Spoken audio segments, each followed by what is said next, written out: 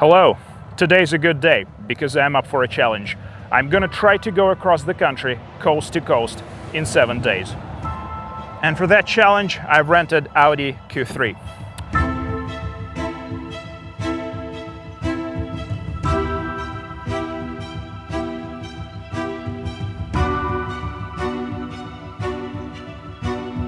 Starting here on the outskirts of Los Angeles, California, I'm planning to go through 7 different cities in 7 days. Phoenix, Albuquerque, Dallas, Houston, New Orleans, Tampa, and I'm going to finish up in Miami, Florida. Along the road, I'm going to make some comments on what I see, as well as review this car. Without further ado, let's go.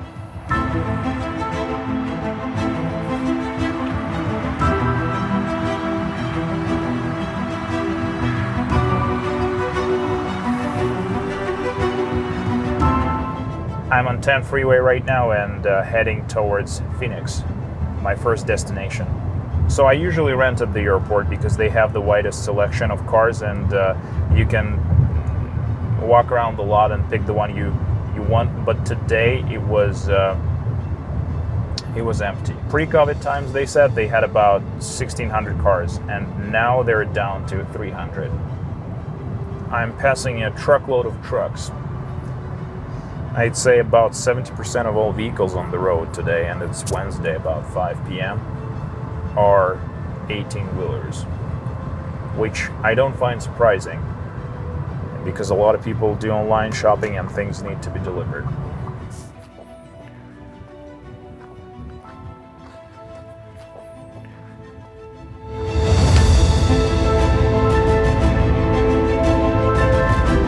Phoenix, Arizona, right behind my back. Humongous metropolitan area, an example of great infrastructure.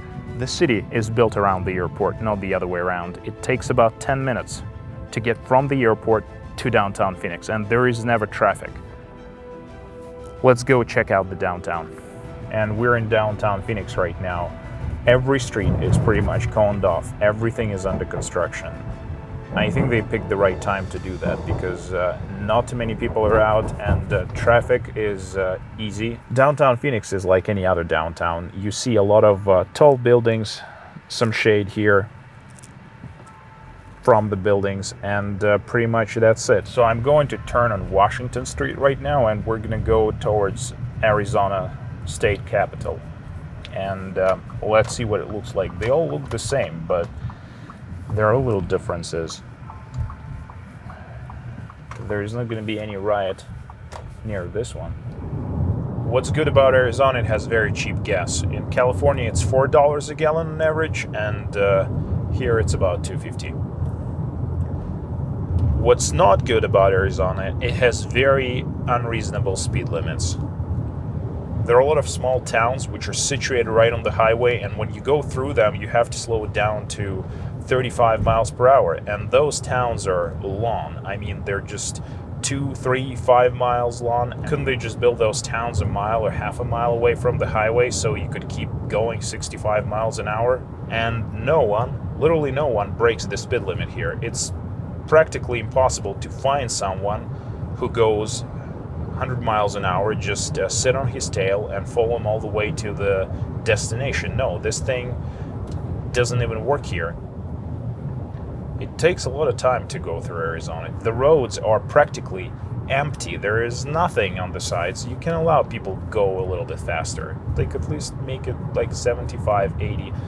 Utah has 80 mile per hour speed limit, and I don't think they have a lot of accidents. I think they actually have fewer accidents because instead of being on the phone, everyone is focused on the road. And when you go a little faster, you focused a little bit more. So actually, it's good that you have a higher speed limit. You imagine you come to Arizona and you see all these people with semi-automatic rifles and loaded with ammo, but no, it's pretty peaceful here. A lot of land for sale, and people are selling land here in Arizona. I don't know why. Maybe they want to flee this state because it also became blue.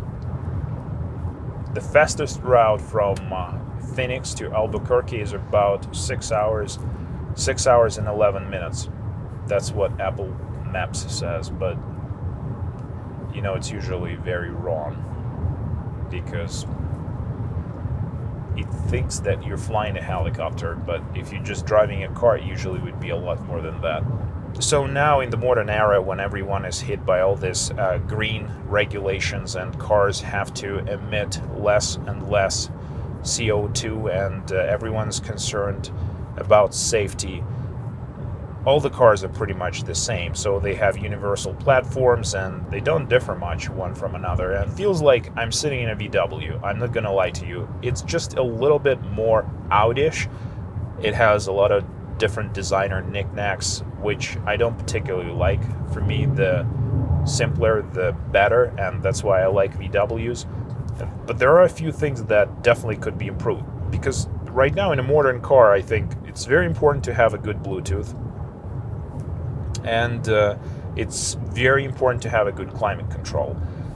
Because guess what? It's just getting hotter and hotter every day, and AC must work better and better, I guess, but it doesn't here, because every time I turn on the AC, I can barely feel it.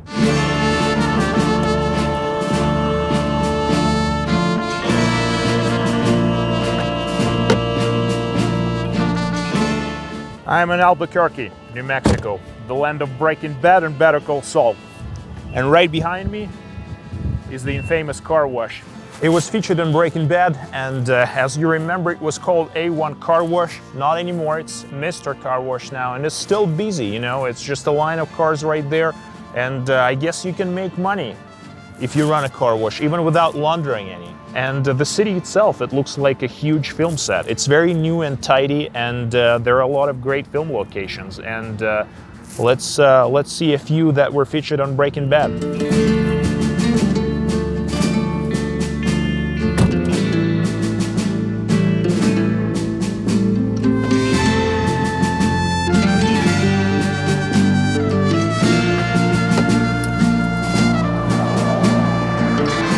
This is the famous vacuum store. That's the one where Ed, the vacuum repair guy, tries to make Walt and Jesse disappear, but they bail. And then later in the final episode, he comes back and makes things work. Let's go to the next one.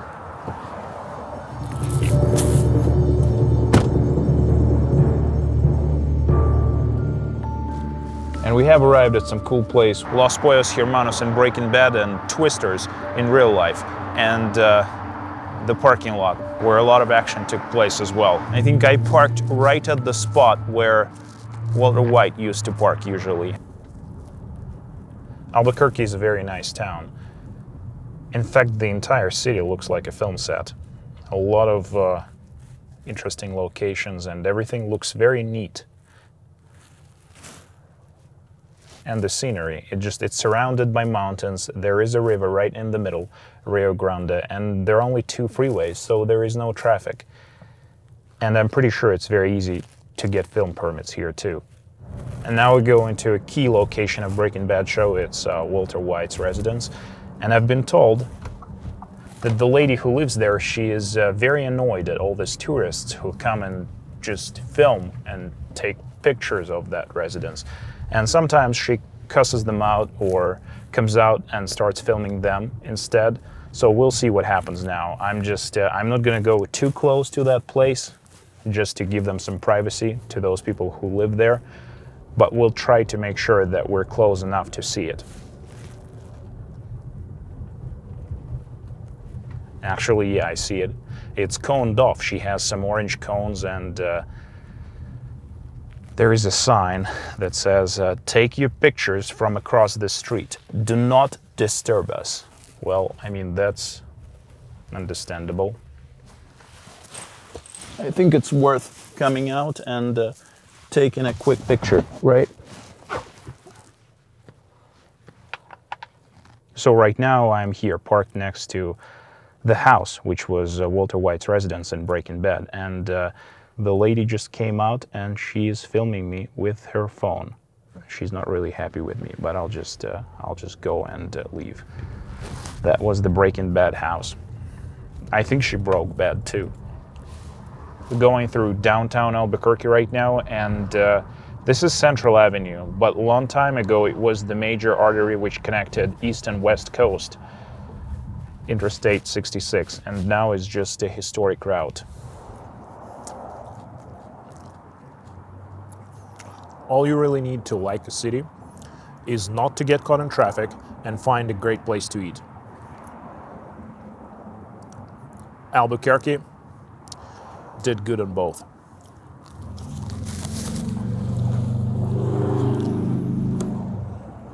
It shows it's about 9 hours to Dallas, Texas from here, so I think I'm going to reroute myself and stay in Oklahoma City tonight, because 9 hours seems like a lot of driving. And it's only 7.5 hours to Oklahoma, if only is a correct word here. Okay, off to Texas.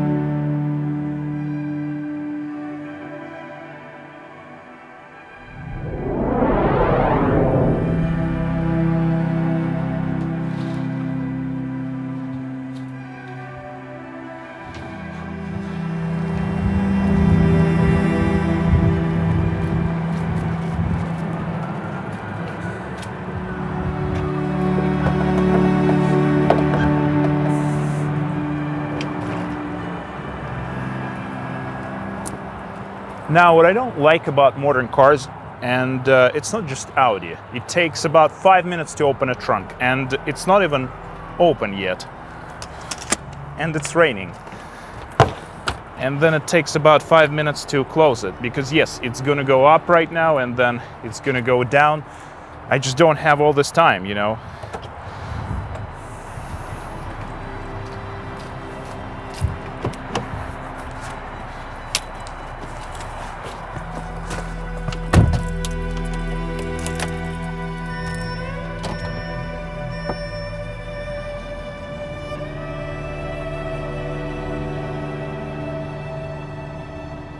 Driving through the center of Oklahoma City downtown, and I don't see any people. Do they have any people here, or they just have tall buildings? I'm not sure. It's like some kind of a zombie apocalypse here. I don't see any Mercedeses, Audis, BMWs. German cars are just non-existent here. And no Teslas, too.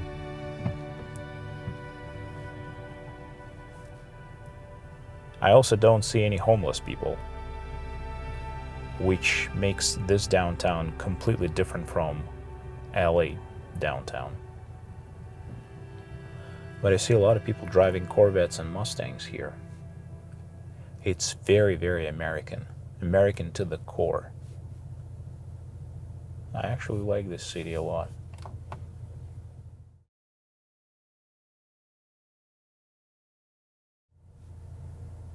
The red lights are extremely long here. It takes half a day to switch from red to green.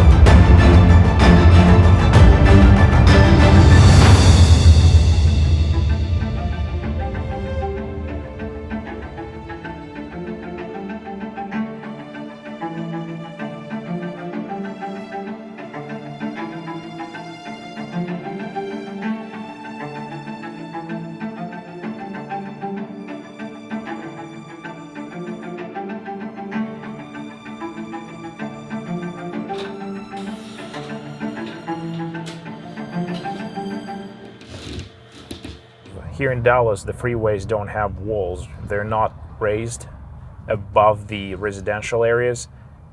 They're just leveled with them, and that's a very strange concept because it looks like it's just a regular street running through the middle of the city, but it's a freeway. Right now I'm taking the same route as John F. Kennedy.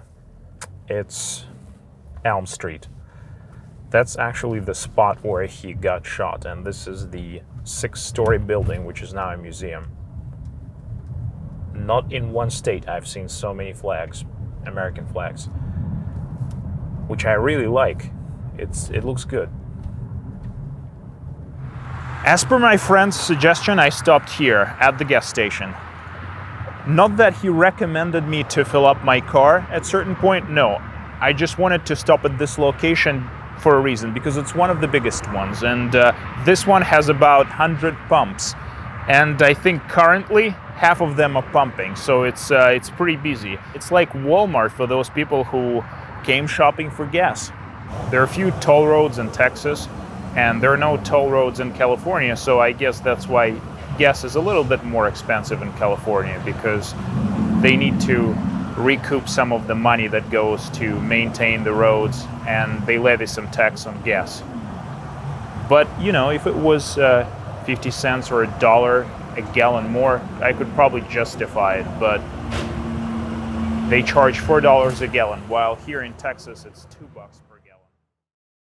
That's just inexplicably expensive. That I can't justify.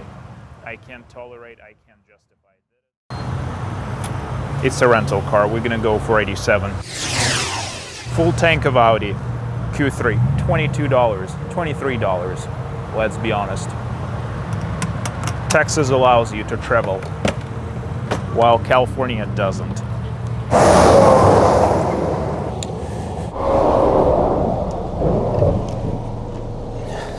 Not sure what happened with this wheel, but this is not a screw or a nail. That's crazy.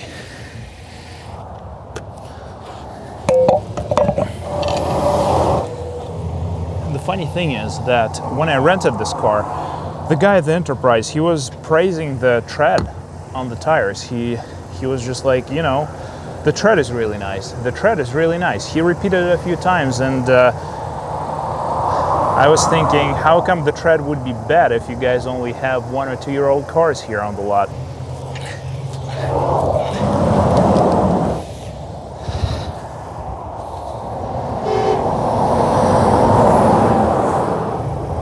The trucks are a little bit crazy here. And not only they're speeding, I feel they're just racing with each other. I hope the other tires are okay though, because if I have another problem, I'm not going to be able to do anything. I used the only spare I had, and I'm not even sure they have any roadside assistance here in the middle of Louisiana. I'll just hope everything will be fine. So I'm here at New Orleans International Airport Enterprise location, and I'm going to try to exchange the vehicle. Let's see what they're going to come up with.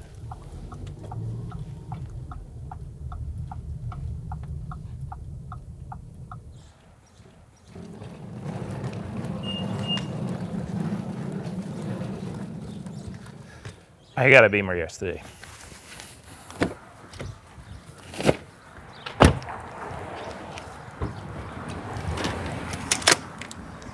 Not sure about the speed of the car, but the trunk is slow as well.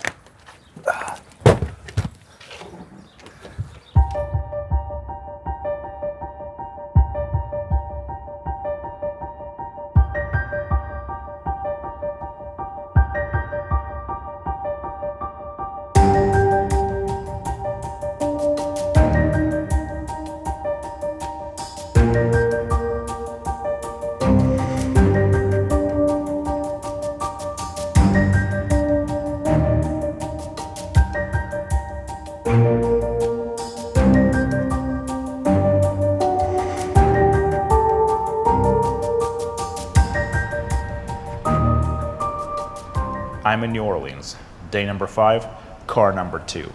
And Audi still remains my favorite out of two, at least west of the Mississippi River, which, by the way, is just right behind my back. To be honest, I even like the fact that I had to exchange the cars right around the equator of my trip, because I'll have 3 days and about 1,000 miles to evaluate this one, the X3. Now, the best thing about this car so far is that it has a Texas license plate, so I don't look like an outcast in deep American South.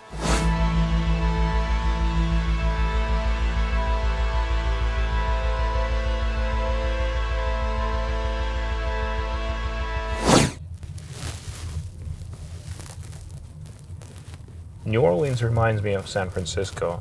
It tries to be European.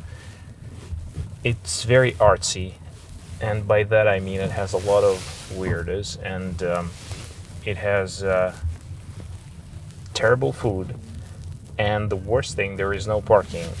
And when there is, it's going to be for the cost of a private island. I'm not a big fan of those places. Now, on a positive note, there are a lot of people outside, and I'm saying a lot comparing to the other cities I've visited. And they're not quarantining, they're not locked inside, and most of them, they're not even wearing masks. And it seems everything is fine. It says it's 9 hours to Tampa, Florida, and I'm not sure I'm going to drive that whole distance in one day. I think it's the longest stretch of my route so far. I might stop for the night in Tallahassee, but I'll try to make it to Tampa today.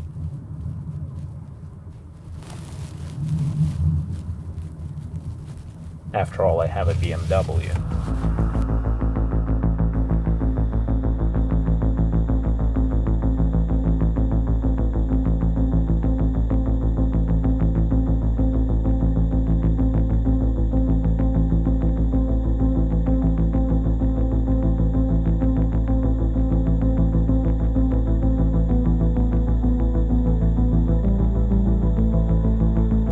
I just crossed Mississippi border, which means a quick car review is coming. In terms of exterior and interior design, Audi wins, hands down. I think they have best looking cars on the market, but again, it's just very subjective. Some people might like different designs, some people may go buy a Ford. For example, take this one, X3. It has higher center of gravity, so I'm sitting higher. It's roomier, and the roof is higher, so it's a larger car, but the problem is it looks unproportional, at least to my eye. BMWs always wanted to be austere and simple, but this is not the case right now. It has too many buttons, the display sticking out, and the steering wheel is ugly. They have to do something with it because it's just, it doesn't look like a BMW steering wheel. What a lot of people would probably disagree with me on is another issue, and that is, where is it? A key fob.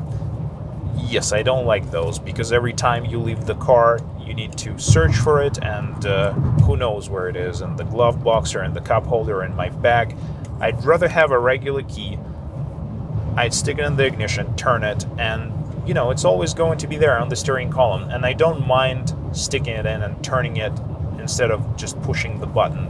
Pushing the button is not making my life easier. What makes it more complicated is looking for the key fob every time I need to exit the car.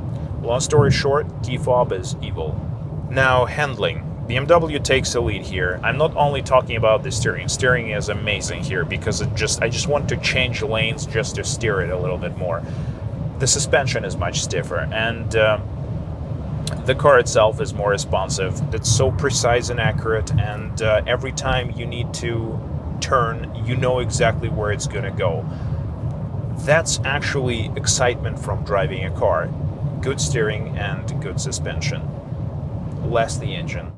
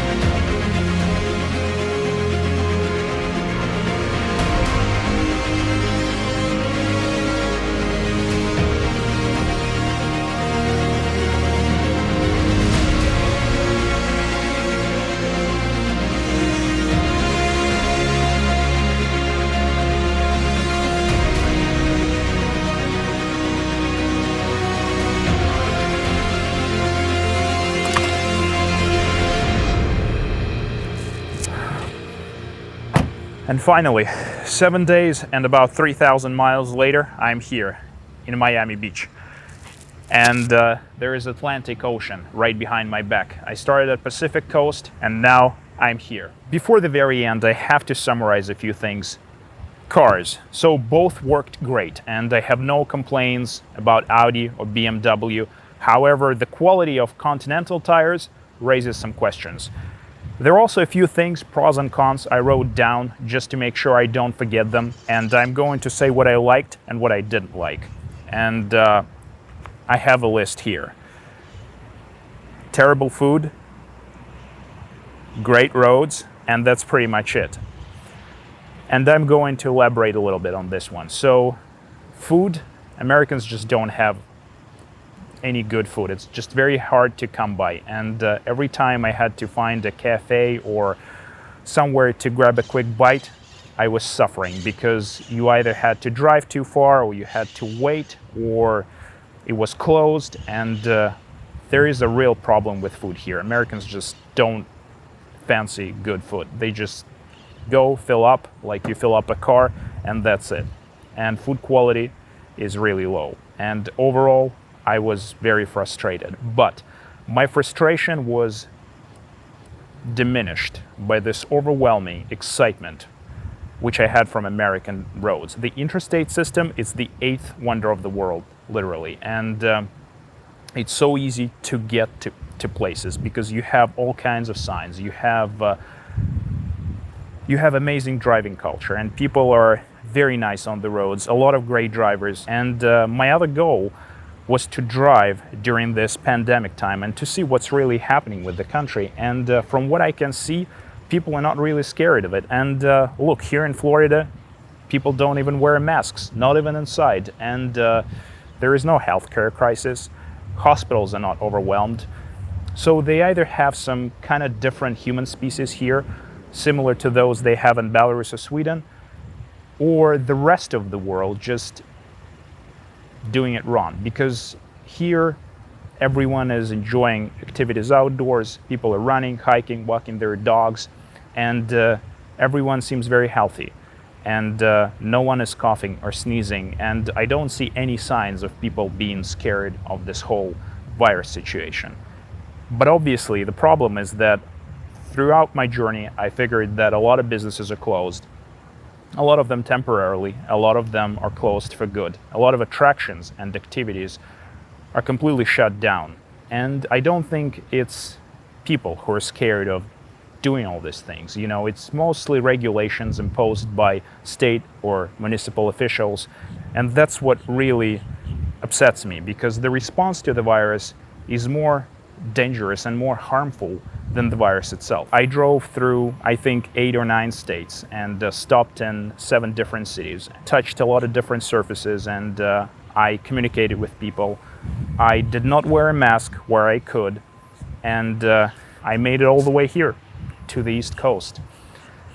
I'm going to return this car to the airport and fly back to LA. And before I do it, obviously, I'm going to hit the beach.